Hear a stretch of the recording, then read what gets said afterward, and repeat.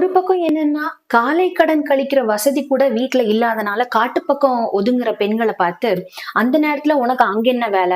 அதாவது புதருக்குள்ள பாதுகாப்பு குடுக்க முடியுமான்னு கேட்கிற மாதிரியான ஒரு கேவலமான ஜென்மங்கள் ஒரு பக்கம். அதுவும் என் வீட்ல இருக்கிற பெண்கள், வேலைக்கார பெண்களுக்கு கூட நான் வெளிய அனுப்ப மாட்டேன். வாட்ச்மேன தான் அனுப்புவேன். அந்த லட்சணத்துல தான் இருக்கு தமிழகம் அப்படிங்கிறத அவர் வாயாலேயே அவர் சொல்லிட்டாரு. இன்னொரு பக்கம் என்னன்னா, ஒரு கேடுகெட்ட கேவலமான ஒரு ஜென்மம்.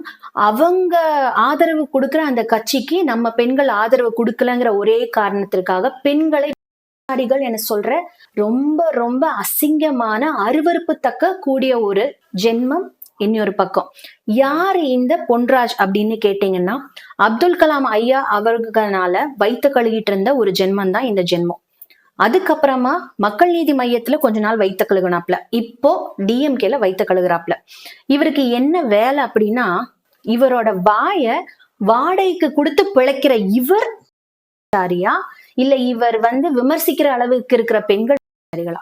என்னதான் அண்டா குண்டா காசு பணம்னு கொடுத்தாலும் பெண்கள் எல்லாத்தையும் வாங்கிட்டு தலைவர் விஜய்க்கு ஆதரவா இருக்காங்கங்கிற ஒரே ஒரு காரணத்துக்காக பெண்களை ரொம்ப தரக்குறைவா, இழிவா, கேவலமா பேசுற இந்த மாதிரி ஜென்மங்களை என்ன செய்யறது மக்களே? இதுக்கும் நம்ம குரல் கொடுக்கலன்னா எதுக்குதான் நீங்க இனி பேச போறீங்க? வாழ்க்கையில எதை தின்னா பித்தம் தெளியும் அப்படிங்கிற மனநிலைமையில பெண்களை யூஸ்வலா தேர்தல் முடிஞ்சு கேவலப்படுத்துவாங்க. இப்போ தேர்தலுக்கு முன்னாடியே இந்த மாதிரி அவதூறாவும் கேவலமாவும் விமர்சிக்க ஆரம்பிச்சுட்டாங்க. பேச்சாளர்கள் கிட்ட நான் ஒன்னே ஒண்ணு மட்டும் கேட்டுக்கிறேங்க. உன்னால கருத்தியல் ரீதியா மோத முடிஞ்சா மோது, இல்லைன்னா உன் வாயை மட்டும் மூடு.